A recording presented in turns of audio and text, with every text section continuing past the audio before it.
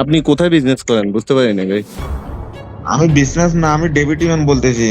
আপনি আমার details police commissioner থেকে জিজ্ঞেস করেন, আমার নাম্বারটা দেখাইন। আপনি না চিনলে, বুঝছেন? হ্যাঁ হ্যাঁ আপনি হয়তো সিনিয়র না সিনিয়র মতো করতেছেন। আমি আপনারা বলতেছি যে ব্যবসা বাণিজ্য এখন থেকে আমরা করব, আপনারা আর ব্যবসা বাণিজ্য করিয়েন না। ব্যবসা আচ্ছা বাণিজ্য আচ্ছা যদি করেন, স্মার্ট গ্রুপের মুজিবের ঘরে কি হয়েছে তো দেখছেন। হ্যাঁ হ্যাঁ। স্মার্ট গ্রুপের মুজিব থেকে যায় আমার কথা জিজ্ঞেস করেন না, বলা সাজ্জাদ গ্রুপের ডেপুটি মানে কল দিয়েছে। নাম কি? মিরাজ। বাড়ি কই? আরে কাকা, এই তোর কথা এরকম, আর ঢাকা বাড়ি মানে? স্যার আপনি দেখেন না আমরা কি অন্যায়। তোর অরিজিন কই তাই বল। বাড়ি কোথায় আমার অরিজিন? বাড়ি স্যার, আমি এখানে চাকরি করি। কই চাকরি করিস? আমি ঢাকা, পুরান ঢাকাতে চাকরি করি। কোথায়? তোর বাড়ি কই সেটা জিজ্ঞাসি। আমার বাড়ি চট্টগ্রাম। এই এই এই লাঠি দে তো।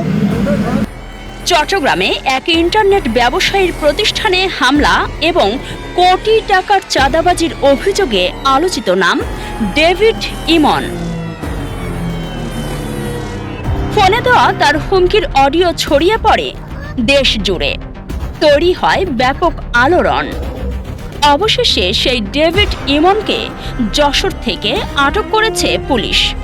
বুধবার ভোরে যশোর শহরের ঝুমঝুমপুর এলাকায় ডিবি পুলিশ ও কোতোয়ালি থানার 9টি টিম যৌথ অভিযান চালিয়ে ভারত সীমান্তের দিকে পালানোর চেষ্টার সময় ডেভিড ইমন ও তার 3 সহযোগীকে আটক করে। চট্টগ্রাম শীর্ষ সন্ত্রাসী এবং অস্ত্রধারী, যিনি কিছুদিন পূর্বে বিভিন্ন ধরনের অপকর্ম করেছেন। তো তাকে গতকাল রাত 3টার পরে আমাদের যশোর কোতোয়ালি থানার ঝুমঝুমপুর নামক একটি জায়গা থেকে আমাদের ডিবি পুলিশের 4টি চৌকস দল এবং থানা পুলিশের সমন্বয়ে আমরা চেকপোস্ট করে তাকে তার 3 সহযোগী সহ আমরা তাদেরকে গ্রেপ্তার করতে সক্ষম হই। এটি আমাদের গোয়েন্দা তথ্যের ভিত্তিতে এবং চট্টগ্রাম জেলা পুলিশের অভিযানের কারণে আমরা তাদেরকে গ্রেপ্তার করতে সক্ষম হই।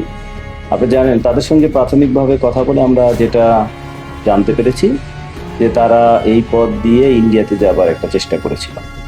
পরবর্তীতে আমরা চট্টগ্রাম জেলা পুলিশের অফিসারদের কাছে তাদেরকে হস্তান্তর করেছি। যশোরের পুলিশ সুপার জানান, চট্টগ্রাম জেলা পুলিশের রিকুইজিশনের ভিত্তিতে গোয়েন্দা তথ্য অনুযায়ী এই অভিযান পরিচালনা করা হয়। পরে সকালে 4 জনকে আইনগত ব্যবস্থার জন্য চট্টগ্রাম জেলা পুলিশের কাছে হস্তান্তর করা হয়। সম্প্রতি চট্টগ্রামে একটি ইন্টারনেট সেবাদানকারী প্রতিষ্ঠানে হামলা, ভাঙচুর ও চাঁদা দাবির ঘটনায় ডেভিড ইমনের নাম আলোচনায় আসে। সেই ঘটনার তদন্তের ধারাবাহিকতায় এবার যশোরে এসে শেষ হলো তার পলাতক থাকার অধ্যায়।